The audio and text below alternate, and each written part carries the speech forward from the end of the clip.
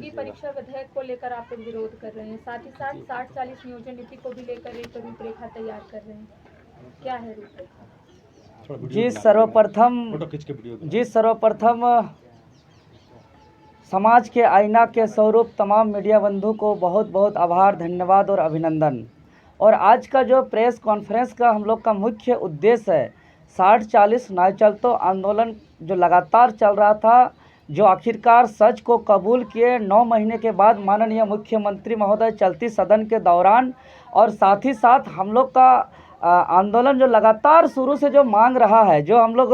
19 मार्च को संसदीय कार्य मंत्री माननीय आलमगीर आलम जी को जो लिखित रूप से मांग पत्र में भी 7वां मांग के रूप में एक कड़ा नकल विरोधी कानून का मांग कर रहे थे, और वो मांग को पूरा करते हुए जो एक विधेयक लाया है, भर्ती अनुचित साधनों की रोकथाम और निवारण के उपाय को उद्देश्य को लेकर के झारखंड प्रतियोगी परीक्षा विधेयक 2023, ये दोनों संबंध में वार्तालाप करने के उद्देश्य से तो सर्वप्रथम हम 60-40 ना चलतो का जो आंदोलन है उससे हम शुरुआत करते हैं। जिस आप लोग तमाम मीडिया बंधु जानते हैं और आप लोग के माध्यम से पूरे झारखंड के जन जन तक पहुंच चुका है कि पिछले लगातार 9 महीनों जो 3 मौसम बदल गया, तब से हम लोग लगातार कई स्वरूप में हम लोग जो डिजिटली फिजिकली आंदोलन को हम लोग ऐतिहासिक सफल बनाए, और लगातार आंदोलन के परिणाम हम लोग पे कई आरोप प्रत्यारोप लगते गया। उसके बाद 9 महीने के बाद अंततः माननीय मुख्यमंत्री हेमंत सोरेन जी मानसून सत्र के अंतिम दिन चलती सदन के दौरान समापन भाषण के समय अंततगतवा अपना ऑन कैमरा के सामने अपना चुप्पी तोड़े और कबूल किए सच को। और उन्होंने माना कि राज्य के अंदर जितने भी नियुक्ति हो रही है, चाहे वो सीजीएल की बात करें, पीजीटी की बात करें, लैब असिस्टेंट टेक्नीशियन की बात करें, उत्पाद सिपाही की बात करें, जूनियर इंजीनियर के अलावा अन्य तमाम जितने भी सरकारी नियुक्ति हो रही है, वो सारे के सारे नियुक्ति 60-40 नीति के तहत हो रही है। लेकिन आज इन्होंने सच को स्वीकार किया है, लेकिन 60-40 को समापन नहीं किया है। लेकिन जैसा कि हम लोग शुरू से दृढ़ संकल्पित हैं और अपना बाल भी नहीं कटवा रहे हैं, और हम लोग प्रण लिए हैं, संकल्पित लिए हैं कि जब तक 60-40 वापस नहीं होगा तब तक हम लोग अपना आंदोलन जारी रखेंगे। और जैसा कि आप लोग के मीडिया के माध्यम से हम लोग पूर्व ही ऐलान किए थे, कई आंदोलन को सफल बनाने के बाद 72 विधायकों का समर्थन प्राप्त दस्तावेज को माननीय स्पीकर महोदय को सौंपते हुए कि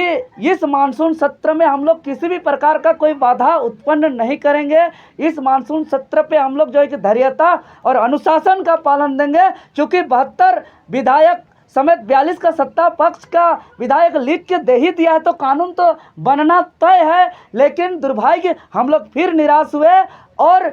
जैसा उम्मीद था वैसा एकजुटता पक्ष विपक्ष नहीं दिखा सदन में। जिस प्रकार वो लोग अपना वेतन वृद्धि को लेकर के पक्ष विपक्ष के विधायकों ने एकजुटता दिखाया, उसी प्रकार स्थानीय और नियोजन के मामले पर एक दिन इसका चर्चा होना चाहिए था, पक्ष विपक्ष को एकजुटता दिखाना चाहिए था, लेकिन नहीं दिखाए। और जो है कि यह दुर्भाग्य है। इसीलिए अब हम लोग इस मुख्यमंत्री महोदय को हम लोग आज प्रेस वार्ता के माध्यम से कहना चाहेंगे कि अभी तो आपने सच कहने में आपको मजबूर किए हैं और सच को कबूल किए हैं कि 60-40 के तहत ही नियुक्ति हो रहा है, लेकिन इसको अब समापन नहीं किए हैं, स्वीकार किए हैं। आज हम आपके चैनल के माध्यम से तमाम जनता को विश्वास दिलाना चाहेंगे कि इसको समापन होने तक हम लोग अपना संघर्ष जारी रखेंगे। और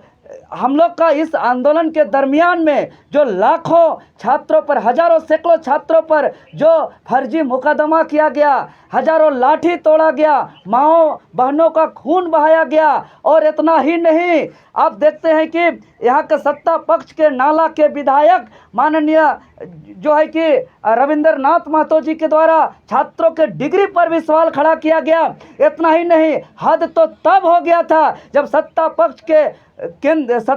के केंद्रीय प्रवक्ता महोदय यहाँ के छात्रों को विपक्ष वित्तपोषी का संज्ञान दिया गया। इतना ही नहीं, उन्होंने दलाल तक का संज्ञा दिया गया। और इतना लाठी खाने के बाद तो क्या मुख्यमंत्री महोदय अब तमाम एफआईआर को वापस करेंगे? क्या मुख्यमंत्री महोदय ये तमाम जो अत्याचार किए, हम लोग पे शोषण किए, जुर्म किए, माफ़ी मांगेंगे कि नहीं मांगेंगे, ये सवाल है। और जो हम लोग ने लगातार आंदोलन के दरमियान में हम लोग ने कहा था कि हम लोग दिल्ली तक जाएंगे, हम लोग जो है कि एडमिट कार्ड फाड़ो अभियान का जो हम लोग कार्यक्रम रखेंगे, उसको देखते हुए जो है कि एक ऐसा नियम लाए हैं, एक ऐसा कानून लाए हैं। खैर यह नकल विरोधी कानून हम लोग का मांग रहा है और ये नकल विरोधी कानून शुरू से हम लोग माननीय मंत्री आलमगीर आलम साहब को लिखित रूप से भी 7वां मांग हम लोग रखे हैं। लेकिन जो है कि ये विधेयक को हम लोग स्वागत करते हैं और आभार व्यक्त करते हैं सरकार को कि एक पहल किया है। लेकिन इस विधेयक के तहत हम बताना चाहेंगे आप लोग के चैनल के माध्यम से कि बड़ी चालाकी से ऐसा प्रावधान किया गया है कि जिस प्रकार अभी हम लोग आंदोलन कर रहे हैं, जिस प्रकार छात्र गलत का आवाज़ उठा रहे हैं, मीडिया चैनल प्रसारण कर रहे हैं, पुलिस प्रशासन भी जो है कि सही का साथ मजबूरन दे रहे हैं। इस विधेयक के तहत आने वाले दिनों पे कुछ ऐसा नहीं होगा, ऐसा प्रावधान किया गया है जो मैं विस्तार से थोड़ा बहुत बताना चाहेंगे आप लोग के चैनल के माध्यम से। 17 पेज का जो यह विधेयक है, इस विधेयक का पेज नंबर 2 का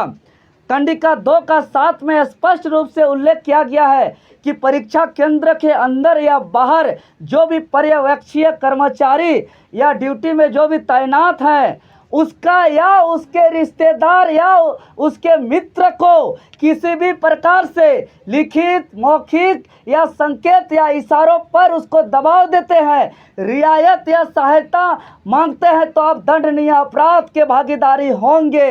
अब बताइए, चलिए हम इतना स्वीकार करते हैं कि परीक्षा केंद्र या बाहर के तैनात जो पर्यवेक्षीय कर्मचारी हैं, लेकिन मित्र और रिश्तेदार आखिर कौन है? आखिर क्या काम होगा उनका वहाँ? यही ना जो हम लोग इससे पूर्व देख चुके हैं जूनियर इंजीनियर की परीक्षा में या जेपीएससी में सामने से जो आंदोलन का उजागर भी किए हैं कि वहाँ बहुत ऐसे लोग होते हैं, असामाजिक लोग, जो question setting, getting question leak जो है कि तरह तरह का धांधली का काम करते हैं। वो लोग कहीं ना कहीं उन लोग को बचाने के लिए मित्र और रिश्तेदार का बचाव का या इसमें प्रावधान किया गया है। तो इसमें हम दावे के साथ कह सकते हैं कि इसको संशोधन नहीं किया जाएगा तो आने वाले दिनों पे जो गड़बड़ी कर रहे हैं उसको जो है कि कानून के तहत संरक्षण मिलेगा। अगर इसी विधेयक का पेज नंबर 6 का कंडिका 11 का 2 का हम बात करेंगे तो स्पष्ट रूप से लिखा हुआ है कि परीक्षा और परीक्षाओं से संबंधित प्रश्न पत्र और उत्तर पत्रों से संबंधित कोई भी अगर आप सवाल खड़ा करते हैं तो उसको प्रसारित करने वाले संस्था, प्रबंधन संस्था या कोई भी मीडिया संस्था उसको आवाज़ उठाते हैं तो वो दंडनीय के भागीदारी होंगे, स्वयं दंडनीय के भागीदारी होंगे। अब बताइए, हम परीक्षा लिखेंगे, मान लिया हम इतिहास के छात्र हैं और हम वहाँ देख रहे हैं कि मेरा 6 क्वेश्चन अंदर में गलत था, उसको बाहर आके हम बोल नहीं सकते हैं। अगर हम बोल सकते हैं, अगर सिद्ध करने वाला आयोग, सिद्ध करने वाला सत्ता में बैठे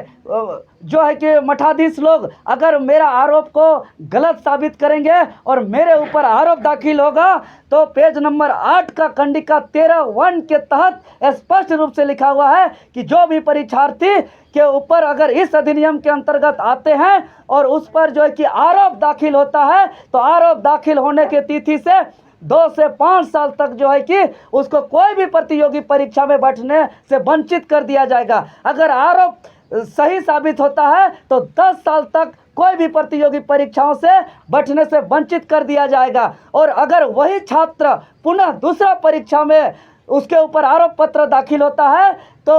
10 साल तक जो है कि उसको जो है कि कोई भी प्रतियोगी परीक्षा में बैठने नहीं दिया जाएगा। और अगर वह सिद्ध होता है तो उसको आजीवन उसको किसी भी प्रकार का परीक्षा में बैठने नहीं दिया जाएगा। और जिसके ऊपर इस अधिनियम के तहत जो दोषीदार होंगे उस पर एफआईआर करने के लिए, प्राथमिकी दर्ज करने के लिए किसी भी प्रकार का कोई भी जो है कि जांच की आवश्यकता नहीं होगी। या इस अधिनियम पे साफ साफ लिखा हुआ है 23 का 1 का क और ख में, जिसका पेज नंबर 12 में उल्लेख है। और किसी को भी गिरफ्तार करने के लिए कोई भी वरीय अधिकारी का, कोई भी अन्वेषक अधिकारी का अनुमोदन की जरूरत नहीं है। अगर हम ये तमाम बिंदुओं पर अगर संशोधन नहीं कराते हैं तो आने वाले दिनों पे यह विधेयक जो दलील दिया जा रहा है कि यह भर्ती में अनुचित साधनों का रोकथाम और निवारण के उद्देश्य से लाया गया है, यह कहीं ना कहीं आने वाले दिनों पे युवा विरोधी विधेयक साबित होगा, छात्र विरोधी साबित होगा और लोकतंत्र विरोधी भी साबित होगा। क्योंकि लोकतंत्र अगर खड़ा हुआ है तो 4 स्तंभ पे खड़ा हुआ है, जिसका एक महत्वपूर्ण स्तंभ जो है कि मीडिया है, और उस मीडिया के भी प्रसारित करने वाले अधिकार को भी इसमें हनन किया जा रहा है। उसको 10 करोड़ तक का जुर्माना का प्रावधान किया गया है। यह बहुत गंभीर मामला है। इस तमाम चीज़ों को लेकर के हम लोग जो है कि आगे आंदोलन को बुलंद करने के लिए 8 अगस्त यानी झारखंड आंदोलन के मसीहा निर्मल दा के पुण्य तिथि के अवसर पर अपने तमाम आवाज़ों को बुलंद करते हुए संपूर्ण झारखंड प्रदेश में जो है कि हम लोग अपना प्रतिक्रिया एक्टिविटी करने का काम करेंगे, जिसमें 5 परगना क्षेत्र जो निर्मल दा का जन्म स्थान है, वहाँ सिल्ली में हम लोग बहुत बड़ा भव्य मल्यार्पण का कार्यक्रम के तहत इस तमाम बातों का आवाज़ बुलंद करेंगे। और एक बनता चौक है, वहाँ पे 11